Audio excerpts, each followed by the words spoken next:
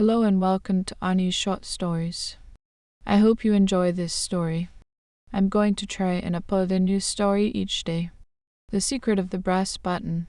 Holly Arnold hunched over her desk, the faint hum of the city filtering through her cracked office window. Papers littered the surface, sketches, notes, a half-finished cup of tea gone cold. The phone rang. She snatched it up, her voice crisp despite the late hour. Arnold Detective Agency, Holly speaking. A woman's voice trembled on the other end. Miss Arnold, I'm Eleanor Finch. My husband, Theodore, hasn't come home in 2 days. The police are stumped. Just one clue, a brass button in the alley behind his shop. Please, can you help? Holly's pulse quickened. Tell me more, Mrs. Finch. I'll be there soon. She scribbled the address, grabbed her coat, and stepped into the twilight.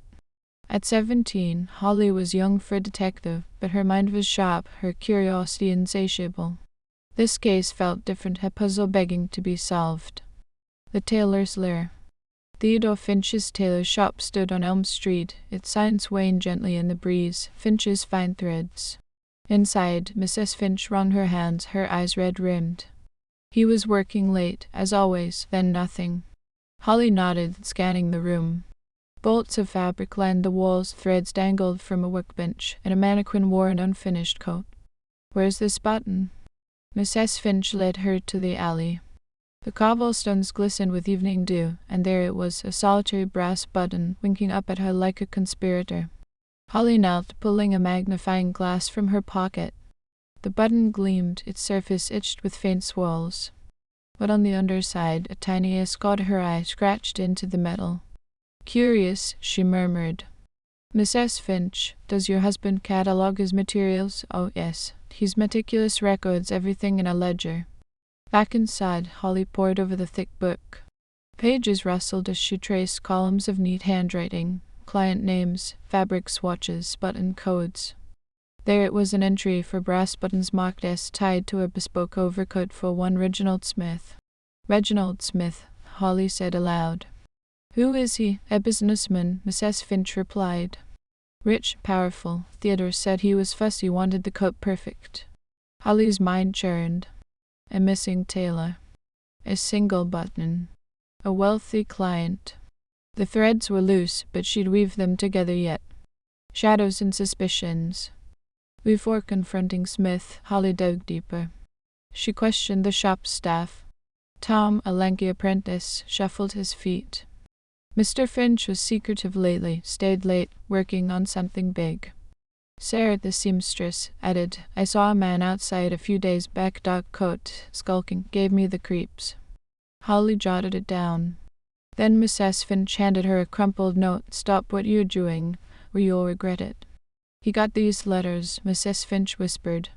Thought they were nonsense. Not nonsense, Holly countered. A threat. Her next stop, Reginald Smith's office.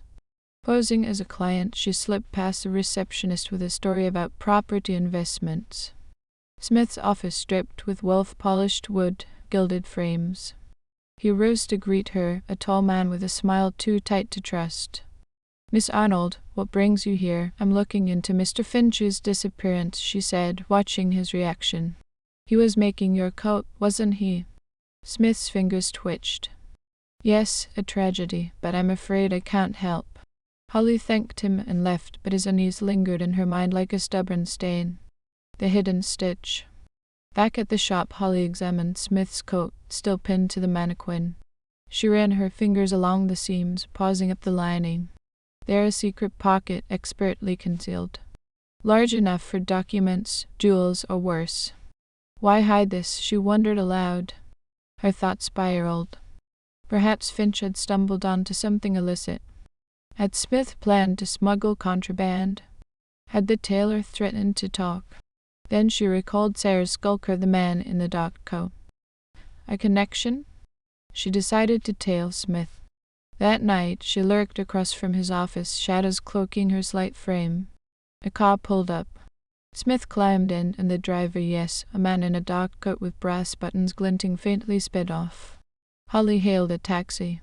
Follow that car, discreetly. They went through the city to a derelict warehouse. She slipped out, creeping to a grimy window. Inside, Theodore Finch sat bound to a chair, alive but haggard.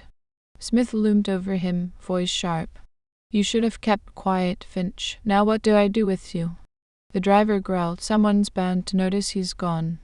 Holly's breath hitched. She dialed the police from a nearby booth, whispering the address. But she couldn't wait. Grabbing a brick, she hurled it through a side window. The glass shattered. What was that? The driver barked. Check it, Smith snapped. As the man stormed off, Holly darted inside via a back door. She reached Finch, tugging at his ropes. Mr. Finch, it's Holly Arnold. Hold still. How? He rasped. Later. The knots loosened. Footsteps echoed. Smith reappeared, eyes narrowing. Good. Holly stood tall. The police are coming, Mr. Smith. Give up. He sneered. You're a child meddling in things you don't understand. Sirens wailed, cutting through the night. Smith's bravado crumbled. Officers burst in, cuffs clinking.